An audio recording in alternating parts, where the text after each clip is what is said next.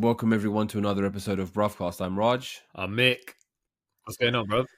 The football has started, bruv. The cricket has started. The Olympics are gonna start soon, bruv. Yeah, you know No, now. you forgot one more thing as well, bro. Copa America. Oh yeah, Copa America, Wimbledon, bruv. Yeah, like obviously I'm not back to work yet, so I'm at home, and Gagan's like, so what we watching? I'm like, we can watch some cricket. And then she's like, okay, so what? When does this tournament finish? And I was like, it's still gonna go for a little bit longer. And then what's next? Then the overlaps with the Euros.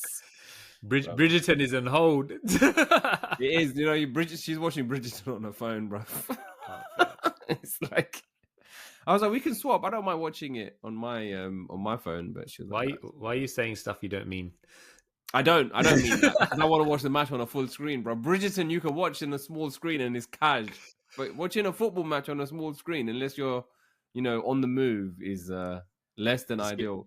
Especially when there's a big screen staring at you and you're like, oh man, I don't need Netflix winding me up. You know what? When there's a big screen staring at you, that's when when you watch these tournaments, that's why you bought it, right? That's what gives you your money's worth. Honestly, I think that's when you feel like, oh yeah, okay, I spent my hard-earned money well on a TV screen. Yeah, man. I remember how like they used to be. We had like one of those old busted TVs, and I always used to remember, those fat catalogs that you used to get. It wasn't. I think it was Index. It was around the Index Argos catalog era. Yes, Littlewood.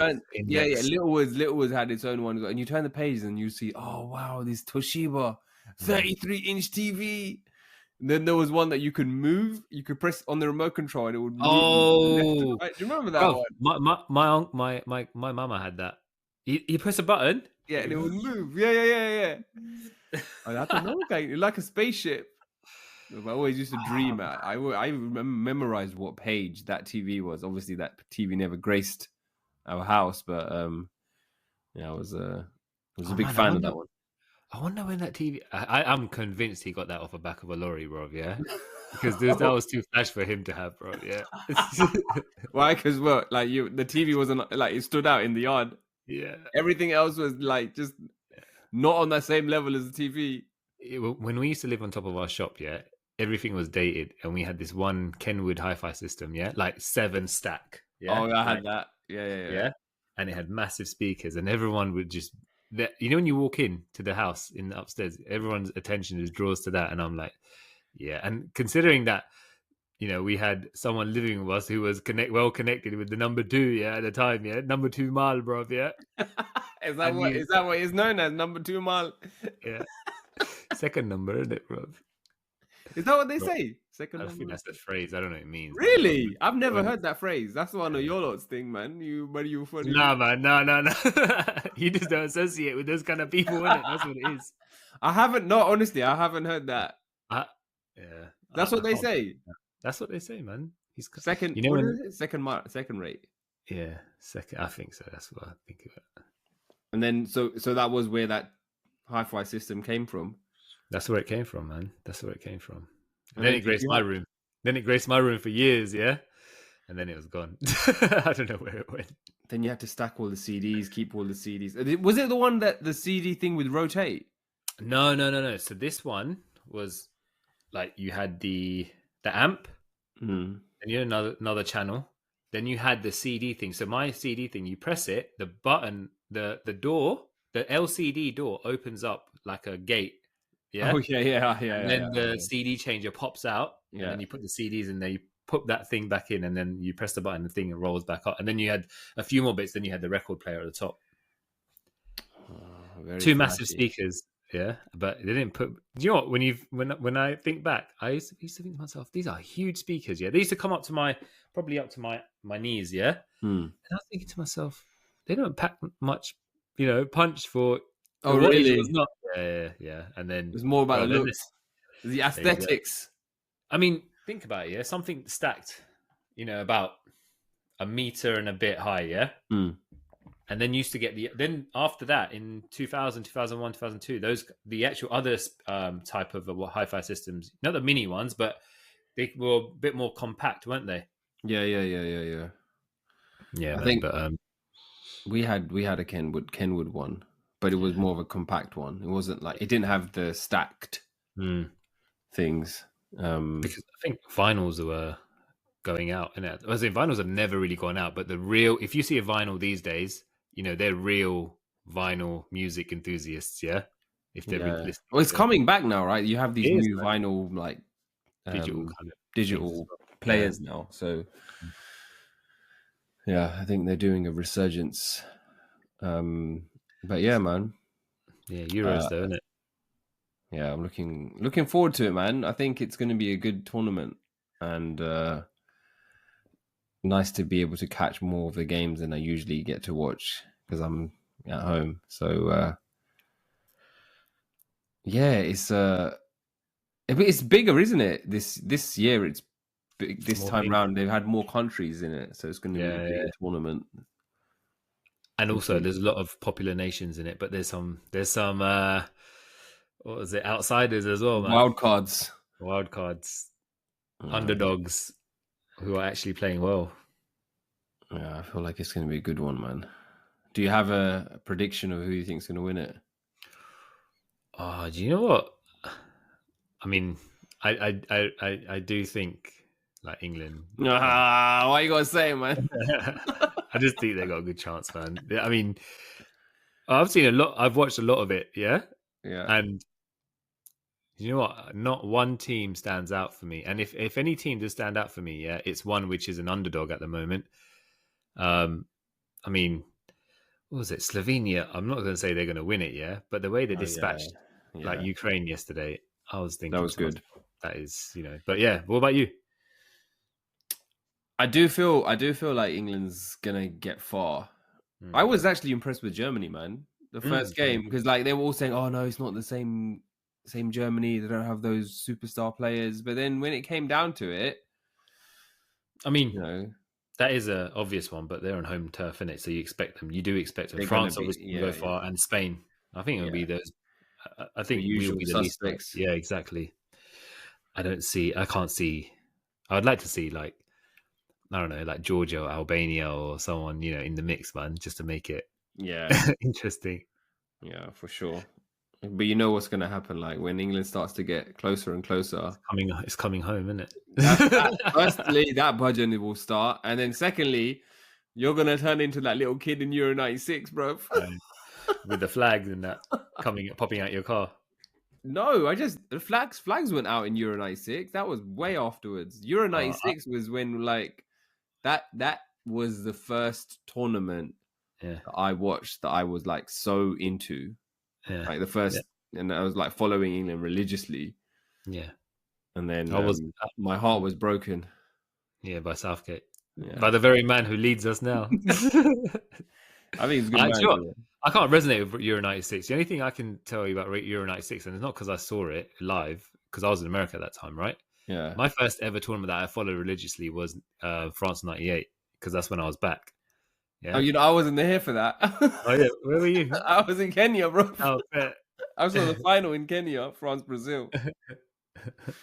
But Euro 96, if someone mentions it, all I think about is two things: Gazza's goal and Gareth Southgate's penalty miss. That's it. But you were watching it though, right?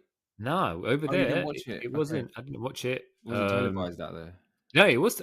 Actually, I don't know if it was televised, but I remember that summer I was at my aunt's house for the summer. From where I was going to school. Yeah. I was off from summer, and then they sent me to my other aunt's house for this whole summer. And I remember they weren't really into. I didn't even know it was on. If I'm honest, during the day you're out every day, all day playing basketball, and then in the evening that's it. And timing's in it as well. Yeah, the timing must have been like out of it.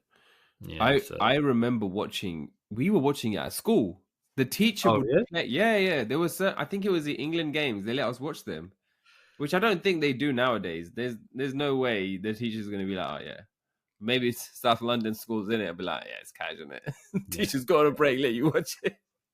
I remember we watched a couple of games. I think it was the England's Was it? Isn't England Scotland win? Gaza scored that. Yeah. It Gaza was scored right. with the celebration where the dentist chair, The where he, dentist. Yeah, that I'm pretty sure we watched that goal, yeah, that game at yeah, school, yeah. which was You know crazy. what? You mentioned two things, which was brought me back to some memory the other day.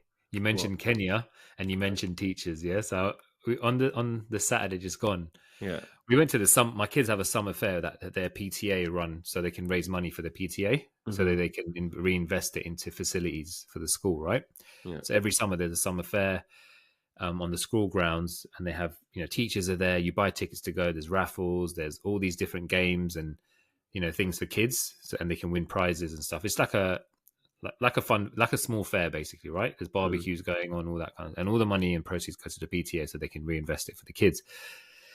And my eldest teacher, he's from Kenya. He's pretty old, relatively old, and he's a funny guy though. Yeah, Mr. M, nicest guy ever. Yeah, and a really good teacher as well. Like, you, on the face of it, if you saw him, like before my kid went into his class, she was petrified of him. She was like, oh, it's Mr. M, but actually, she's, once you're in there, he's that he's one. got like that. He's got like that presence. Yeah. He's got presence. He's like, Okay. he's got the presence of, like, he will let you know when you're, Out of line. when you're out of line, but at the same time, he will be that funny, friendly teacher as well at the same time. Yeah. And now I was standing with another one of the dads, and whose daughter is also in the same year as my daughter, right? And we're just having a conversation. He's Kenyan as well. He's from Kenya. Okay. And obviously, him and man, busting Swahili, innit? Jambo. Yeah, him and Mr. M, bro. Yeah, they're fast friends. Yeah, you can tell. Yeah, by the way they talk. And it was funny because at this fair, you could win. The kids were winning drinks, like fizzy drinks and stuff. Yeah. So the friend's dad, my daughter's friend's dad, must have had a can of Coke in his pocket, and then he was drinking a beer as well. Yeah. And then the teacher basically comes up to my daughter's friend's dad and sees him drinking beer, and he says, you won't get into heaven with that. Yeah. Yeah. And then you know what my daughter's friend's dad said? What? He looks at him and he goes, this is what opens the door. That's jokes. And the ironic thing is, yeah, at that very moment, there was an announcement saying we're doing the raffle now. Yeah. And Mr. M must have had raffle tickets. So he just he was like, oh, he got really excited, and he runs to the front of the line. He just bounced. Yeah. Not more than 30 seconds of making that comment of you won't get into heaven with that. Yeah. This guy has won, not one, yeah, but 2 Stella Artois, yeah, multi-packs, yeah, and he comes in and and then obviously we questioned. I was like, look, you said you won't get into heaven with that. What are you doing with this? He goes, no, this is for resale. Resale. But yeah, man, I don't know why, but at the time I was cracking up hard, man, and it was the more of the context of how it was said, man. But yeah, it was funny. So so the teacher won in the raffle.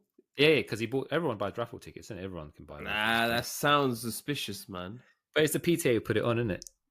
And so bro, I don't mean anyone can help. You're not going to discriminate if it's a teacher or not, because it's still paid in your pocket, isn't it? Bro, I'll be like, yeah, I want to redo that. It shouldn't be. You know how we had that at our Garbas and stuff. They would do a raffle, and then someone would be like giving gold chains and stuff.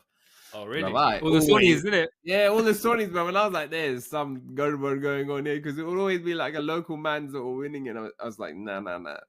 Some it's a relative, and on Monday morning they're going to say how each other in the around the little mannequin's neck. Bro, it'll be Godfellow back in the shop, bro.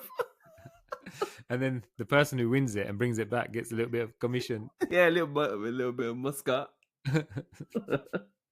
They did have that. No, bully will be too much. That would defeat the purpose of it. It will be like a £1, bro. A promise of a bullion in 2050. No, that's worse. It'll be worth like what, 100, 200-300% of what it was.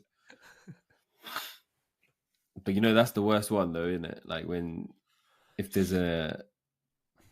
you're getting like an envelope and you're counting up money from like an event or something, and then someone's giving you £5. Do you think £5 is acceptable to give if you're going to like an engagement or a wedding or something? No, you tip some a £5, bruv. That is you like tip more than that, man. Shameful, bruv. Like you should not see Churchill chilling in that envelope, bruv. Only if there's two of him, bruv. Yeah, and even that, bruv. Yeah, that's still the way the mathematics should. I don't even know how we end up on the topic, but that's less than minimum wage. Listen, yeah, check this. You are going to an event, okay? Whatever it is, you've been invited by a family to attend an event, a celebration, okay? At said event, you are going to be fed at least once, maybe twice, okay? So even if you look at it from that perspective, pay what you would expect to pay to have a meal and multiply that by the number of people in your party. You know, we're back at the equations like our guy was sending us last You're saying if you're saying if you're going to be able to pay £25 a head, yeah? Because even at a reception, it's no longer £25 a head, depending on which. It's more than that, yeah. Yeah. Well, if you're going to a reception, then I think. But you just said. But think about it. If you've been fed at the wedding and you're going to be fed at the. You're definitely going reception as well, bro. You got to give it twice. You got to give it twice. It's true. You have to because there's envelopes at both. There's envelopes at both, isn't there? There's envelopes at the wedding. Yes, there is. No, not a reception. I've seen envelope. We had them, and my sisters. There was because in that situation there was also double dolky, bro. Yeah, because some ones were invited to the reception and some ones were only invited to the wedding. Obviously, you need to reclaim, bro. Yeah, make sure that you get your paisa from both angles. Bro, man, if I'm being invited to both, you're getting one time, bro. Yeah,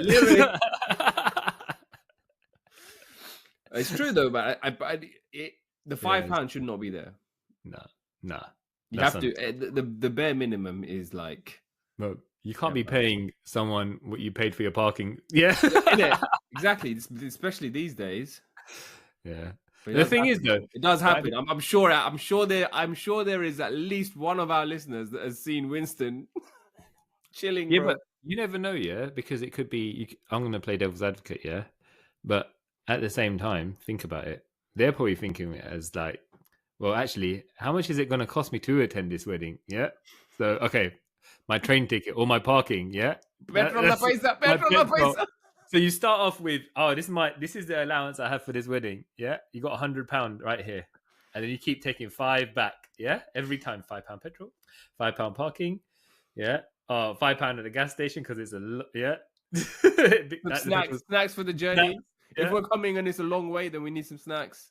Yeah, exactly. You do all that, yeah. You're minus and you're down to. Yeah, obviously, you shouldn't be down to £5 either way. Yeah, at max, yeah, that's still if it's £100 budget, yeah, you should be down to about 50.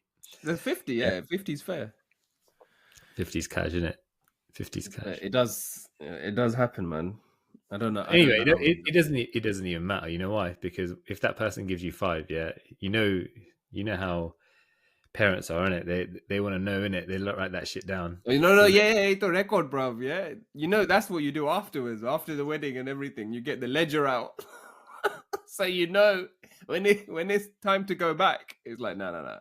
Nah, fuck this. This guy gave me 5. He's getting 3. He's getting coin, bub. You know what? It's at least coins. The same. Coins, you know.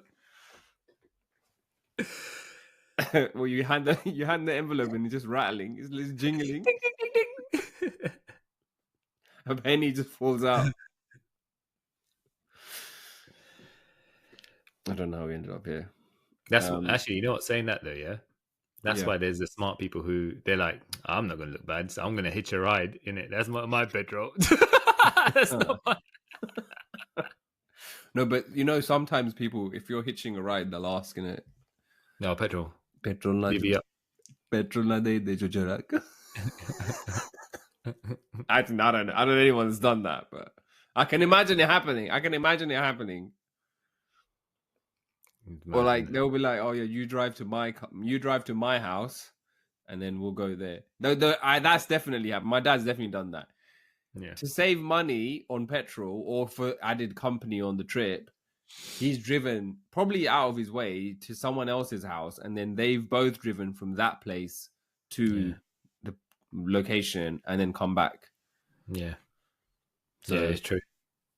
I don't know whether that's I don't know what the motivation for that is. Petrol, bro. Do you know what though? That's the thing. I think our generation just don't do that, man. It's just like, you know what? You just I feel embarrassed, bro, if I had to say to someone, bro, where's your £10 for bring £10 for petrol, bro? As in, it's different when you're driving your parents' car around, isn't it? Yeah, and you're picking up your boy or whatever. Yeah. I've never asked. We've never asked each other for petrol, have we? No. I mean, I'm talking about like, no, we've never. But I've, you know, have you been asked? Have you been asked? Yeah. Yeah, I've been asked. I bought it as well, and I was like, no, I don't want to go a train, man. Fuck it, and it's paid the £10 petrol. To be fair, the person who it was, didn't even ask straight away. It was like a good few months of driving, me to college, bro. Yeah, and I was like, then I realized that's different. That's different. Yeah, that's different, a regular bro. lift. I was like, it's a regular lift every day, bro. Yeah, that costs money, man. Yeah, that's the And it wasn't even close, bro. It was all the way from ends to next ends. Next ends. You're getting on a motorway. Oh fuck! No, man, that's £10 a pop. So especially with the miles per gallon back then, man. And parking, yeah, exactly. So I was like, yeah, fair play, man. But we've never asked for petrol, bro. That's just long. Times have got to be hard, man. Yeah. If it's that bad, you just don't take your car, bro. You turn up by bus. You go Oyster. Yeah. Freedom Pass. I'm a station in Morsu.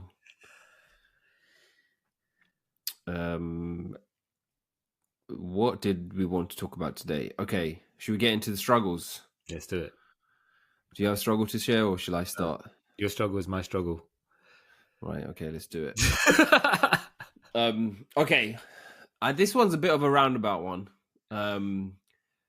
But since we got back from our travels of going like all over the place, we've all been sick, and it's just been one different thing after another, and it's just kind of like constant sickness, and I'm just fucking sick of it, bruv. You know them ones where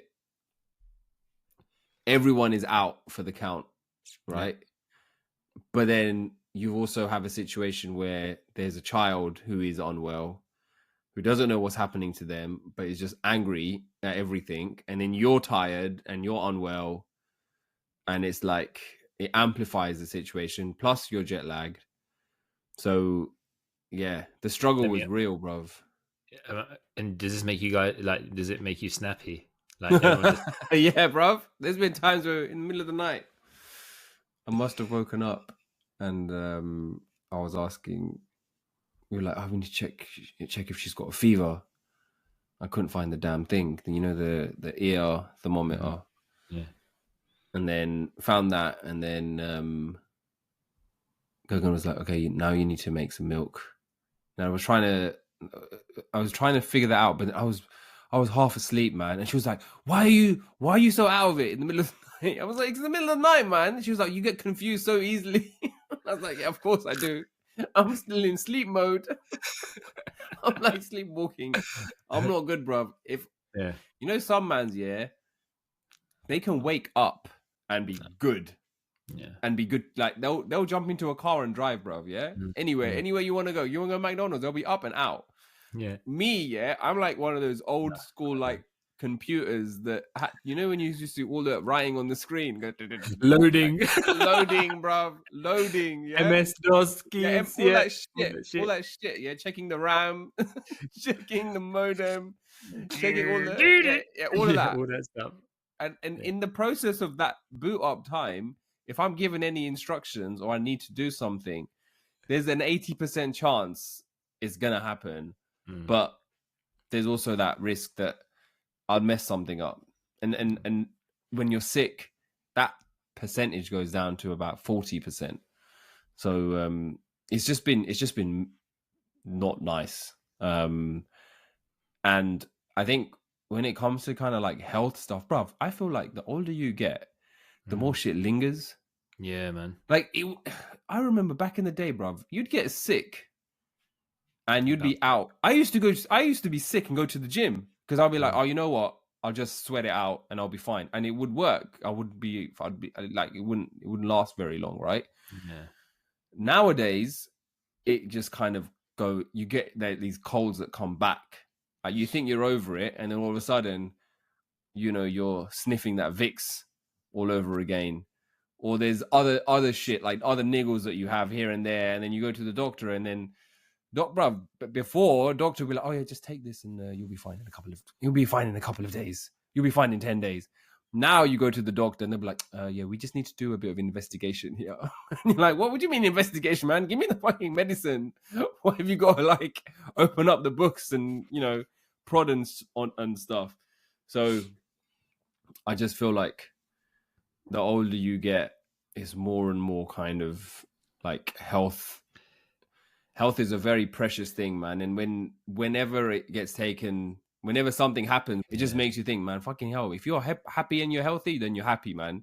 You're winning, bruv.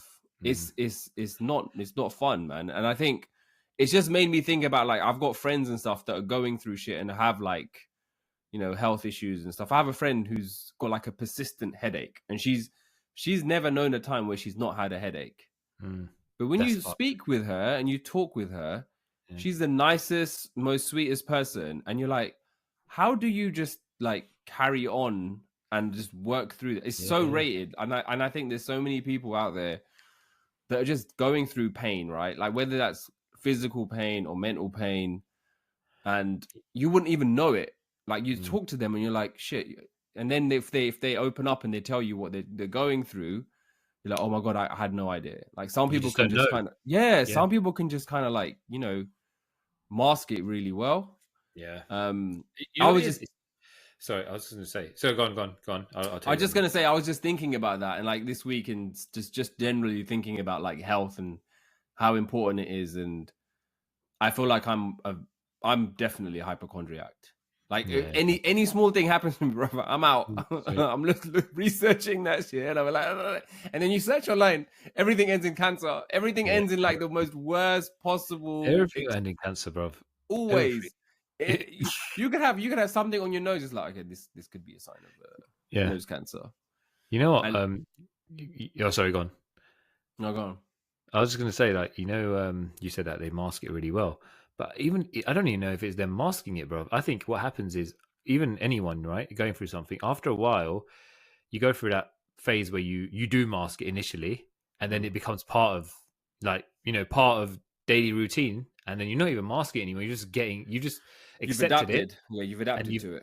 You get on with it. Like, there was something I read the other day, literally a few days ago, where it was like, someone who has great health, can, has 1,000 wishes in life, can have 1,000 wishes in life, right? Because if you got your health, there's so many possibilities out there for you. Someone who doesn't have their health only has one wish in it, and that wish is to get their health back in it. Yeah, it's true, man. It's true. I think I feel like hypochondria, behind every hypochondriac, there's one incident that has caused them to be paranoid about everything. That's my theory. Because I think, for me, right, I'll tell you this story, bruv, yeah. I went to India once. I came back and I had like crazy congestion, right? This was the worst congestion I've ever had. Like my nose was completely blocked up.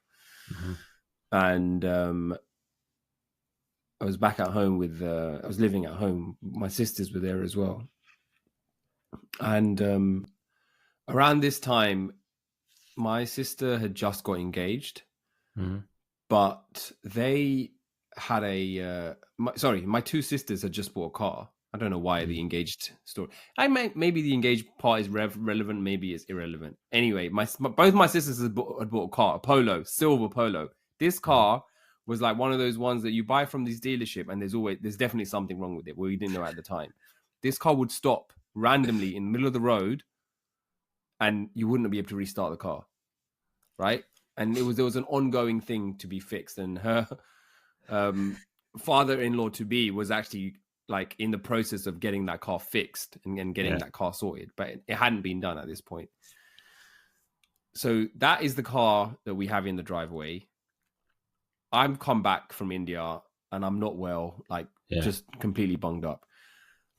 I started to do like inhaling Vicks and stuff, right? And it wasn't working. And then I took some decongestion like tablets. Then I took paracetamol, I think, because I was having aches and pains. And then there was this other like random, bruv. I couldn't think. It was so. It felt like there was something shoved up my nose, right? Yeah. And then there was this random balm that I got from India, right? I can't remember the brand. It wasn't Tiger Balm, was it? No, it wasn't Tiger Balm. Tiger Balm was legit. This was some knockoff, I think. Yeah. So I rubbed that all over my chest, all over my neck. And then I went to sleep and I was like, this should be fine. I woke up in the middle of the night, yeah, and I was like, what is that? I was trying to like scratch my face. I was like, my face feels weird, right? And I look in the mirror, bro. My face is swollen. Yeah, have you seen Hitch? Oh fuck me, bro! It was like Hitch, bro. Yeah, my face was swollen, and then I was like, this is not good. And you know, in those situations, I would never go to my parents. Because, you know, my parents would just panic. They would just go straight into panic mode. So I was like, I'm going to go to my sisters. So I woke on my sisters and was like, I think something's up with me because my face is swollen. We need to go to A&E. And they were like, okay, fine, well, don't worry. And I was like, I'll just drive. Like, no, we'll drive you. And then we took that fucking silver VW, bro, yeah? And I was like, this car better not break down on the way. And then so me, both my sisters went there, and then as soon as I got to the hospital, they could see that obviously something this guy's walking in like, you know, those caricatures, bro, where the face is massive and the body's small. So they were like, bro, you know, they do the triage. They're like, no, come here. Sat me down. And then I was just like, bro, I was so scared. I'm not even gonna lie, I was fucking scared. I didn't know what was going on. This never happened. I've never had anything like this happen to me, right? And then I sit down, and the lady plugs me in to check my heart rate and everything. And then and then that started to freak me out because I was like, is it getting faster? Is it getting faster? You're nervous already there, isn't it? Already nervous. Yeah. Already your blood pressure's already high because you're just anxious and stuff. And then I heard her say cardiac, and I was like, what? Oh shit. Bro, you know what? We have a phrase. I don't know if you've heard, is mara chakka chuita, bro. Yeah. My chakkas are chuted, bro. Yeah. I nearly done 30 with there and then. And she said cardiac something. Okay. And then she went off. Then they wheeled me into this other place. Like they took me straight in. And then they gave me adrenaline straight away. They gave me antihistamines. And the doctor comes over and is like, so can you tell me all the things that, like, what did you take? Is there anything that you've had? Do you have any allergies? I was like, I don't have any known allergies. There's nothing that I'm allergic to. And he's like, so what happened then? And then I told him, and he was like, why did you take so many different things? My nose was blocked, in it. My nose was blocked. You must have thought, this idiot. And then they kept me overnight. I had to stay. I had to stay overnight because they were like, the reaction is so severe that we need to keep monitoring you. Because I think. Did you take the balm with you to show them? No, I didn't take it. I didn't take it. But I think about like 3 or 4 hours later, everything calmed down. But then I must have put my shirt back on or something, and then it started again. Something, yeah, it started again. So they're like, we're not going to let you go home. Oh shit! I had to stay overnight. But then ever since then, I'm just like, obviously, I'm not going to end up in that because I'm not going to do that kind of shit. But I feel like if you have an incident, then you're just more cautious and you're more on top of it. When whatever happens, whatever's going on with you, even if it's a small thing, you're like, no, I want to get this checked out. You don't know, man. At this age, bro, you're heading into your 40s. Yeah, bro. You need to be on top of your health, man. Like it could be any. I also think that you become a bit more aware. You know when when we used to play football, I never used to care too much about going into tackles or going into certain situations. Yeah, like without head first, or do you understand what I mean? Like anything, like yeah. But now, I think I'm more aware. Like when I'm on the if I'm playing any kind of sport, not that I would stop myself, but I would think I'll have this split second to think like, no, it's not worth it. Do you understand what I mean? Yeah. Because you're like, oh, my body feels a bit more. Does it feel fragile? I don't know. So I broke my toe. I don't even know if you know actually. No, I don't know that. Yeah, so I was playing football about 6 weeks ago. Yeah, and it was a good game. And twice I went in for a 50-50 challenge where I missed the ball and kicked. One time someone stepped on my my toe landed on my toe with their studs because they were wearing studs. Ah, shit. Second time I kicked their foot with the stud, and I kicked the studs instead of the ball. Yeah, because they beat me to the ball. Full impact, and I knew straight away. Like you get that numb, cold feeling. Something knows, yeah. So I just kept playing. I was like, you know what? It's adrenaline's pumping. It's that's tomorrow's problem. Yeah. Yeah.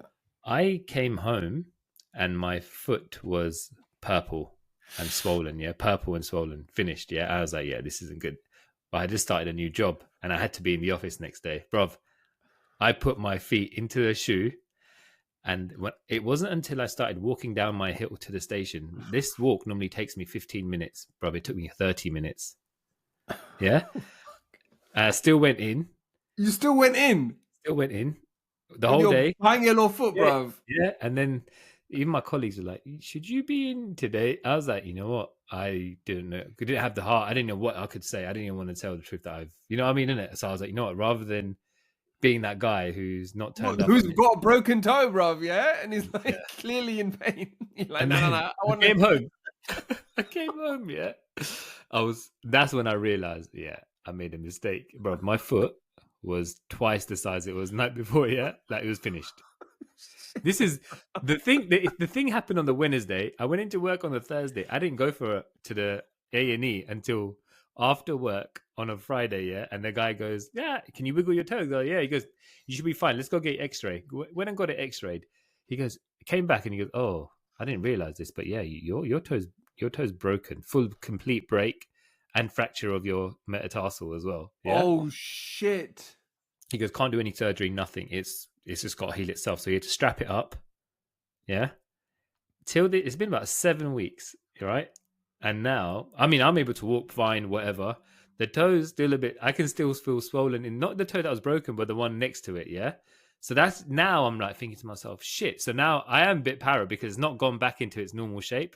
I'm hoping it's still swollen, but it's been 6 weeks, yeah? I can do what I couldn't do before, but I'm just thinking to myself, shit, it's been over 6 weeks. Yeah. So that just shows you the older you get, yeah, things are now getting to a point where it takes longer to heal. It takes longer, man. Bro, and I was just thinking to myself, why is this not going back? I'm still looking at it when I'm in the shower, bro. I'm like, why the fuck is this not going back? You know what? Yeah. And I'm like, you go on. You know, when you told that story, yeah, I was just thinking of the song by Craig David, isn't it? Which one? 7 days, isn't it? I broke my toe on Tuesday. Went to work on Wednesday. Everything was fine on Thursday. I went A&E on Friday. But that's exactly what it was.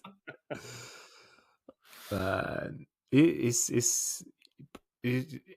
I'm not gonna lie. No one's been able to answer this question because these questions have been running in my head. Yeah, it's like, are my bones more fragile now? All of a sudden, because think they about do, how much they do as you get older. They do get older. Yeah, they do get more. As in, but you're not at this age. That's like old age, like where. And I was thinking, how I've had impact like that before. So we know that all that hypochondriac things that run through your head. Shit, have I got osteo? Yeah, no. Yeah, because then you think, then what happens is there'll be one fucking data point that you'll have. Like there was someone that we used to play football who had arthritis in his knee, and then in your mind you're thinking, well, some people can get arthritis at early ages, so maybe that's what I'm getting now. And then your mind is just like, bruv. Before you know it, you're like, look, you can see the listeners can't see this, but my finger, is black. It looks like I've painted my index finger black. You know what happened here? This is what we're doing. We're turning into our dads. This is all our dads do. They just sit down and be like, all of this shit. This is literally what we're doing now. But anyway, I slammed my finger into the car door, right? This was in California, US, and it felt numb, and I was like, I don't know even when I was trying to ice it, it wasn't icing. Yeah. And this is going to take a long time. And my hypochondria with this is this nail going to go? Am I going to lose this nail, right? Like, or will it? Because then you're like, wait, maybe I'm going to have like no nail on my index finger, and how am I going to deal with that? Yeah. It's just nonsense, bruv. Unnecessary. But it happens, man. My dad's bigger hypochondriac, for sure. That's what it is. It's the conditioning from that. Like I blame my dad for it. It's the conditioning of how he's reacted to things. Go straight to the doctor's surgery first thing. My mum, bruv, she was so savage. Yeah, she was sick of all of this, like, because he would make a big deal about everything. Every small thing that would happen, he would make a big deal about it. Yeah. One time he had like this weird. He used to eat loads of bun, right? Mm-hmm. And he always used to get like these issues with his gums and stuff. Mm-hmm. And one time his tooth must have got inflamed, like really badly. So there was a swelling there, right? And like his whole, like my family is all about swollen faces, innit? So like his whole bottom part of his face was swollen. I didn't know this. I come home, bruv, yeah? My mom goes, did you go and pay your respects? I was like, what? She's like, look, Hanuman's here. Very deep. His face was proper like Hanuman. You know how Hanuman's got that? Yeah, inverted lip. No, you know how how he's depicted, and in all those like old school like TV shows, it's all prominent, like his whole lip area is really like really big. Dad looked like Hanuman, didn't it? When my sister came, I was like, Hanuman's in the house. How long ago was this? Years ago. Years ago, man. My dad used to love it. He would just love the attention because obviously, you know, when he's unwell, then everyone's going to be like, can I do this? Can I do that? Yeah. I blame him, man. I blame him for my hypochondria. I think that it comes from. That's where it comes from. It 100% comes from because that's what you see. And if you see an adult that pretty much you look up to react in that way, you think that's the right way to react. Yeah. But yeah, that's my struggle, man. It was a realization this week, and all the stuff that we're talking about is very, very minor, and it's almost feels trivial, but this is what is, man. We're going through. People are going through way more worse things, and bro. I want to give a shout out to anyone that's going through any pain or any kind of like shit right now, physical or mental, because it's hard to put on a smiling face and just get on with it, man. And whether you're adapting to it or whether you haven't, it's still work, man. And everyone's reality is everyone's reality in it at the end of it. Yeah, because you could be like cussing yourself out, being like, oh man, my situation is so shit. This is so bad. That's not working for me. This is not working for me. My fingernail might lose. I might lose my fingernail. But then you hear about someone else is really going through some stuff, and you're like, oh, okay, you need to. It's not that bad. It's not that deep. Get on with it. Put your blue toe in your shoe and hobble to work. Exactly. down the hill. I can't believe you did that. I cannot believe, man. That is. I can't believe you haven't told me. You didn't tell me you broke your toe, bro. Yeah. After a while, it wasn't even that big a deal. I think I was in denial to myself that I'd broken it. I think that's what it was. I was like, because you know what? You walk around as if you're like, that might happen to someone else. It ain't gonna happen. I don't break my toe. Do you understand what I mean? Yeah, it's not. But that's what you always think. You always think it's never gonna happen to you. Whatever it is. That's what it is. I know it's only a broken toe, but it can't be broken. That didn't happen. You know what I mean? I knew, Bob, the first step I took outside the next morning, I was walking down that hill and I realized there was an old lady who I see on my travels. I always walk past her. She overtook you. She was walking past me. That's when you knew, innit? That's when you knew. Stupid. Like there was this girl who was like 26 on my team, and she was like, from the way you're walking, it just does not seem right. You've got to be going home. That's got to be broken. There's no way. How did you make it into work? How did you walk even from the train station to the office? Like this. One step at a time, and I think I just did more damage, man. I'm telling you, I'm surprised the doctor didn't say, yeah, this has got to be cutting.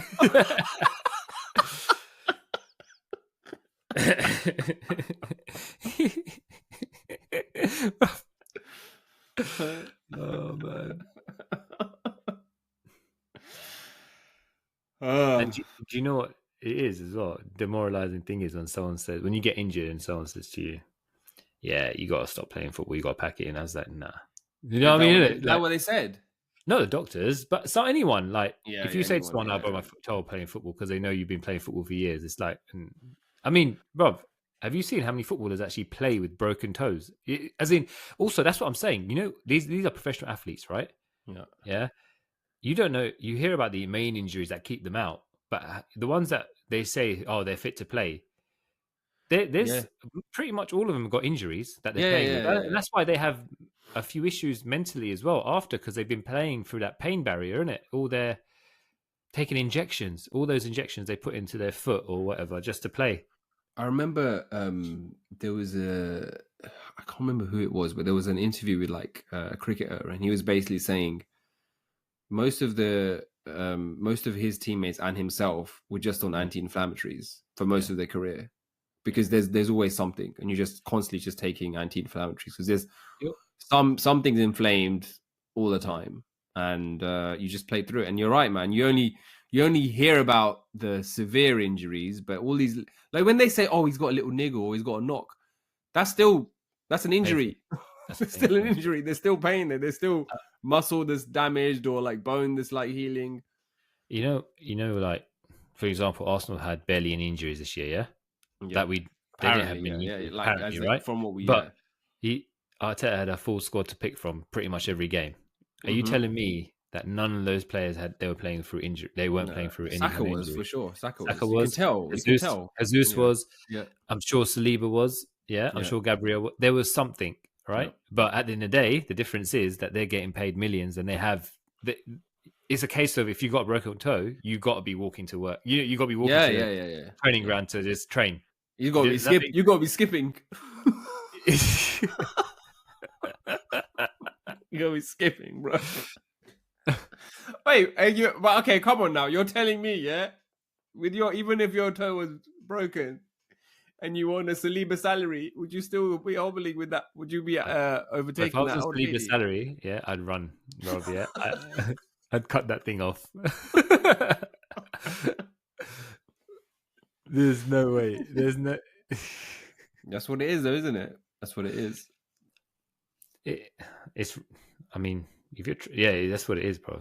I mean, like, I ain't taking no injections or nothing, but, no, that's what I would skip. I'm more likely to do it and not take an injection, Brent, knowing you play through that pain barrier, innit? That's I don't know, because I just don't understand what effects. You just don't know how many effect, what kind of effect those injections have on you, man. And that's the thing. Like, are they? I mean, this is going on to a whole different topic, man. But in the long run, you'd think that the people who are paying you and those doctors have your best interest at heart. No, right? no. I don't know. I don't think so, man. I think they have the interest of the club because they're paid by the club. Exactly. So it's like, we need you fit. You know what it is as well? It's not even that. It's in some cases, it's. I think the doctors do have. I think the doctors get into arguments with the manager a lot because the manager's probably thinking, no, what do you mean you can't play? Yeah. Do you understand? Yeah, because they have to take the doctor. Some deep heat on that. Doctor overrides, but at the same time, it's like at the end of the day, who's got your best interest at heart? Yourself, innit? No one's gonna have the best interest. That's like with life, bro, man. if you don't have your best interest, then no one's gonna have them, man. You have to. It starts with you. I was gone. What you just said reminded me of when we used to play football. There was always one guy that brings the deep heat. Yeah, and there's only the same, and it's the same people that are using it. Well, you know what? Sometimes I used to think to myself, and I'm not trying to say that I'm, stronger in any way, but there was some big guys, yeah, and it was small knocks. Yeah, small knocks, and they used to run to the deep heat. And I was thinking to myself, you fucking idiots. You're not even playing. Like, come on, man. We're playing 7-a-side. But you brought your toe at 7-a-side, bruv. But yeah, and I didn't go to the deep heat. Do you understand what I mean? There were some people getting pushed over and falling, and that's about it. And they're like, oh, my leg, oh, my knee. As in, true, I know what it's saying is only is everyone's reality is everyone's reality, right? And everyone has different pain thresholds, man. Like, yeah. But yeah, I do remember that. It made me laugh. But you're right though. It was the same crew taking up that deep heat. Yeah. It's I don't know, man. At this age, man, injuries, and we're going on like we're 50, bro. It's only 40 so. You're still lucky that you can play, or you're still able to shut the door in your car, bro. Yeah, I know. It's true. A bit on your finger, but hey, it is what it is, bro. Let me ask a question though. How? I don't know. I honestly don't know how it happened. I think the door swung. Sometimes the door, like, there's a bit where it would close by itself from the own weight of the door. I think that happened, and my finger was there, and and I was in a rush. Yeah. Do you know what scares me? Kids leaving their hands in car pillars, or Bro, I once got my hand stuck in a car door. My bar shut the door on my hand, bro. Could you open it? Could they open it in the end, or they couldn't? They opened it, but my fingers got trapped. Oh my god! No, but sometimes when you shut something on something, then you can't open it because it's jammed because it's not fully closed. Oh god, no! It wasn't that. That would have. You'd have to get the jaws of life. Do you remember that on Blue Peter? Yeah, jaws of life. Yeah. My bar would be hobbling around trying to, like, panicking. Did you say to her, "Tamari agni mo ko, tamne gomeche"? I come from a long line of panickers, bro. A very long line, right? The panic in my family, starts from them. I'll tell you this story, right? Shout out to Midesh, my cousin, because this is his origin story. This is the day he was born, yeah? Bro. I was there, but obviously I don't remember this. But I do remember parts of this story. So this was at hospital. He'd just been born. So you know how back then everyone would go. The whole fams would go. Like, as soon as the baby's been born, everyone goes to see the mom and see the child and everything. So it was me, my dad, my bapuji, my ba, my mom, my sister, my kaka, right? And I believe that this was the day that we were bringing him home, right? So Midesh was coming home, and we got into the lift. So the whole family was in the lift, right? So we got into the lift, and then the lift got stuck, and it was stuck for a while. And we were pressing the alarm buttons, and no one was coming out, and no one was doing anything. And then, in all this panic, my ba and my bapuji sat on the floor and started saying the Hanuman Chalisa, bro. just saying on the floor Hanuman Chalisa, bro. Like, this is end of days. Like, there's no way out. This is going to be the final resting place for the entire family. Like the country's going to be, the world is going to be underwater. You're not going to make it. You're not going to make it out of here. You're in a hospital and you're in a lift. You're going to die. And this is where your dad gets it from, isn't it? Because I think that's where my parents get it from. As in my dad, for sure. Anything. I don't bother. Certain things, that if there's something wrong with you and you mention it, you have to be careful. So you have to be careful. And then it becomes about them again. But yet you're still here.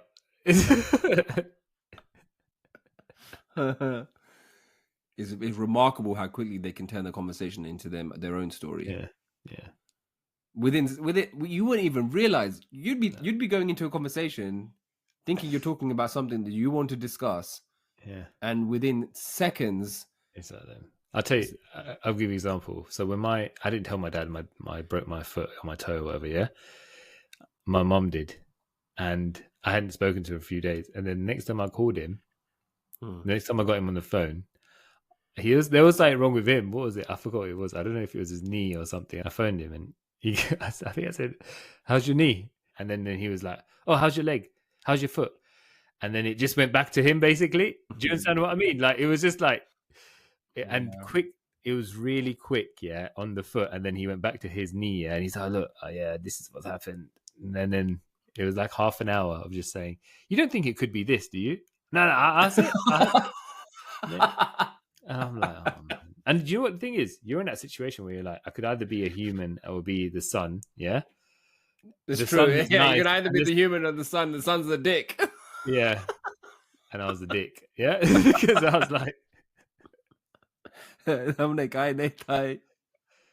I was like, you know what? I always used to say this about my bar. Yeah, my bar always used to talk about, oh, when I go, then she's like, she always used to start with, "Jonah, yeah, you'll remember me," and it was that kind. But I said to my dad does the same. Yeah, like, you know what if, innit? And you always, there's that manipulative thing where you're thinking, like, oh, you can't be a dick, so I better just take it and listen to it. Yeah, because what if? Yeah.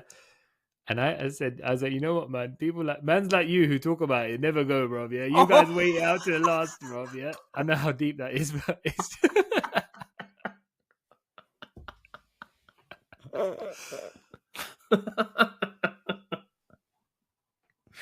It's true though, man. That hypochondria is there, man. It's definitely there. It's definitely there. I think that's us, man. That is us. We didn't even get to your struggle, but we will save that for next time. I think we are. What are you talking about, man? I told you my struggle. Oh, yeah, sorry. and your broken toe. And your broken toe. Shit. Okay, no, we did. That's why you're right. You were right then. Your intro was right. Your struggle is my struggle. It's true. They live together. All right. Very, very quickly before we shut it down. We got 2 comments that I want to read out. They're kind of related. The first one is from Jyoti. So she said, "Just heard episode number 39 and thought I'd share one of my worst date experiences. So I was set up on a blind date and we arranged to meet up at a local pub. So met him outside the pub, said our hellos, introductions, etc., and walked inside. And he turned to me to say, 'What do you want to drink?' I'd say I'd have a JD and Coke. And I said, 'Why don't you order and grab a table? I just need to freshen up.'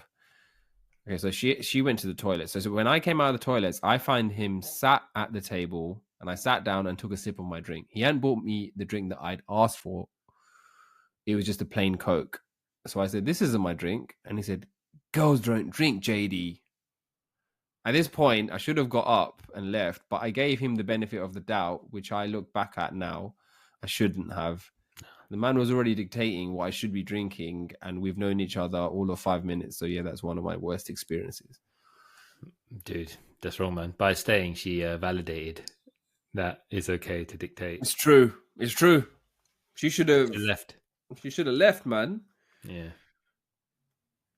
So this guy, he just took it upon himself to be like, "Nah, huto baday ne batawis, bro." That's no different to when you're ordering at a restaurant. You order for the person, and they have no say. That will piss the fuck out of me, bro. Yeah. If I'm in the mood for, I don't know, garlic naan or something, no, he'll have a plain naan. Nah, man. I don't know. I'll get so angry. That's deep, man. As in, you shouldn't. You know what? That is. There's a reason. Yeah, that man's been on multiple dates. Yeah, if he hasn't got it, he's probably still there. He's probably still at that pub buying what he thinks he should be buying. Then he hasn't dropped, about what's wrong. Yeah, I give up. But there's some people out there that They like don't that. realize what those kind of behaviors are within them. They have no idea. They just think that's a non-issue. Like, if you were to ask this guy to recite back the date, he would not include that detail because it would be just so like matter of fact. Like, no. Is that conditioning from the powers above? I don't know, man. Yeah? I just. How Let me could ask you you? a How question. could? You had a How son. could you have the balls to say that on a date? Like, You oh don't yeah, have any girls balls. don't drink. Go, and it's not even about having balls. This is the audacity to say, oh yeah, I didn't get the drink because I don't think you should be drinking this. Within 5 minutes of meeting someone, you're literally telling them what they should and should not be doing. I don't. Depending on how old Jyoti is, yeah, because the eras of tolerance. You know what I mean, innit? I think people in our generation would have tolerated that and sat down and stayed, yeah. But I don't. This generation, bruv, yeah, Kapad, bro. yeah, bruv, it's out. You know why? Because at the end of the day, it's a world where it's a woman's world as well, isn't it? To be fair, it's never been more of a woman's world than now. Basically, does that make sense in terms of like being stronger, being more astute and driven, more equal than it has ever been in the past, right? Exactly. I mean, it's still not completely there, but it's heading in that direction. It's heading in that direction. But so, the fact that this man is just like, she's too nice that she stayed. Yeah, and she's looking back on it and be like, I don't understand why. Yeah. Maybe it's shock. Maybe it was shock. It is. It can happen, right? Because I think this was when I was talking about being on that date, and I should have left. And I'm looking back and thinking, why the hell did I stick around? Yeah. But it's. But you'll still be the dick if you left. Oh yeah, of course. Ito tawano, bruv. For sure, man. It never, even if you're in the right, innit? As in, if she'd left, yeah, she would still be the one. Oh, everyone just look, if anyone's opinion was going to come out, yeah, she'd be the one who was in the wrong car because she left. Oh, no. Do you understand what I mean? Yeah. Because I don't know, I think it takes character and strength to just up and leave these days. Anything. Because you're putting you're basically saying, I don't give a shit what people think, I'm doing what's right for me. But that's what it is. That is what it is. You are not afraid to go against the grain. You're not afraid to do something that is not, the norm. Because you're like, some people would say, oh, well, just, have a short date and be like, okay, after this drink, I'm gonna get out. But why should you have to do that? Yeah. If you know from that moment that this guy, he's gonna start with this, and then he's gonna be like, oh, why are you wearing this? Why are you wearing that? Oh yeah, that's it, isn't it? That's how it starts, right? Yeah, of course. If the issue starts from what you're drinking, it's not gonna stop with anything. It's just gonna continue. It's control. Yeah, and it's controlling. So, you dodged a bullet, and you gave us a story. So, well done. Thanks, Jyoti. And shout out to the guy who's still in the pub. She didn't name and shame. I wish she did. And then the second comment we have, also on the same theme. This is anonymous. I don't know who said this.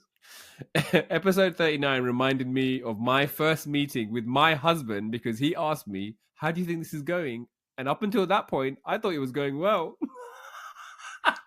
So deep, then.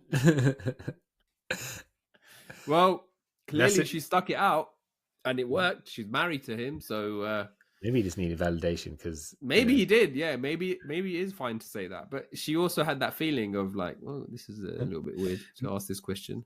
Do you think maybe the guy that said to Jyoti that, this isn't, ladies, women don't drink JD, yeah? He learned his lesson, and then he was this same guy, and he needed validation this time because last one up and left. Okay. We're trying to make patterns between our comments. No, but as in, what's wrong with that, man? As in, I get it. It could be because it says anonymous. So I get it. Like women might not like the guy that Jyoti went on a date with is now married to this there's person. a very slim chance of that. But I'm just saying, I get it that it can ruin it, innit? Because you're like, oh, I thought this guy was sure. From a woman's perspective, you know, they want a confident man, right? In most cases, I don't know, and someone who's sure of themselves. Yeah, but then they don't want someone who needs validation as well, innit? But maybe he wasn't. Maybe He is all those things. Yeah, he could have been nervous, yeah, exactly. man. He could have been nervous. Exactly. Like you just wanted to make sure it went smoothly. Go on, sorry. In my case, when I was talking about that day experience, there was other signals that were telling me that this was not the right match. It was not just that question, but everything that happened before and after confirmed and cemented that this is not the right match. But again, I didn't have the balls to head up and get out. So as in, you wouldn't, would you? Because you're still like respectful, innit? And that's what it is, isn't it? It's respect for another person. You've still got that. It doesn't just disappear because someone, you know, insulted you instantly. True. It depends on how big the insult is, though, isn't it? I think everyone has a limit, man. I think everyone has a limit. Like, there's only so much. Do you feel like if someone was to insult you, and it's just you and that person, you'd have a higher tolerance compared to if someone was to insult you and it was you and your wife and your kids? Yeah. Like, would you be a different? Would you have a different fuse? Is the length of the fuse different when you're with your family? Yeah, it's very short. It's short. Like when you're with the fams. Yeah, it's short, man. Like if someone insults the fam and they're in front of you, it's your job, isn't it? To if you're not gonna protect them, then that means not insulting them, insulting you. Oh, in front of my family. So someone makes a comment that's insulting to you, and it's not massively insulting, but it's an insult, okay? But that same you have to say your piece because otherwise especially if you're in front of your kids, because they need to know that actually what that person said was wrong. So that's why I spoke up. Otherwise, that's part of their conditioning as well, yeah? But then if it was the same situation and it was you by yourself, would you have a higher tolerance? Yeah, you have a higher tolerance. Okay. Yeah. Yeah, I think so as well. I think, but you know what my thing is? Okay, everything what you said, yeah, okay, yeah, you want your kids to be going, you want to be a good role model. If you have an audience and someone is minding your gun, bruv, yeah, you got to be like, nah, man, I ain't having this shit. But if it's just you and that person, you're like, yeah, whatever, man. Yeah, man. Tomorrow. This is tomorrow's problem, man. You can talk all you want. I am no one's role model today, bro. It's true. The moment there's an audience, the stakes are up. Yeah, that's why. Because you don't want forget the role model stuff. It's just because your shit's getting handed to you and you don't want to come across like you're inadequate. Yeah. But, you know, a game of wits quickly turns into something else very quickly as well, isn't it? So you got to be very careful. I hate those wit games, man. Yeah. I fucking hate it. It's not something I enjoy. I don't enjoy, like, for me, banter's different. Like, having banters is all well and good. But when you're having like a back and forth with someone and there's a malicious, you can sense that there's a malicious intent. Right, and it's not just bants, right? They're trying to get into your head. And that's when it's like, I can't deal with this shit. But if it's bants, then okay, it's all good. Like, because it's just you're just having a good time and whatnot. You know what? If you're having bants with someone, it's someone you've historically had bants with. Yeah, does that make sense? And and you can say anything. You can say literally, like I'll say literally anything to you. It's kind of you'll give me the same back. Yeah, yeah. But I think if there's no history, then it's not. It hits different, man. Your intuition tells you everything about it, and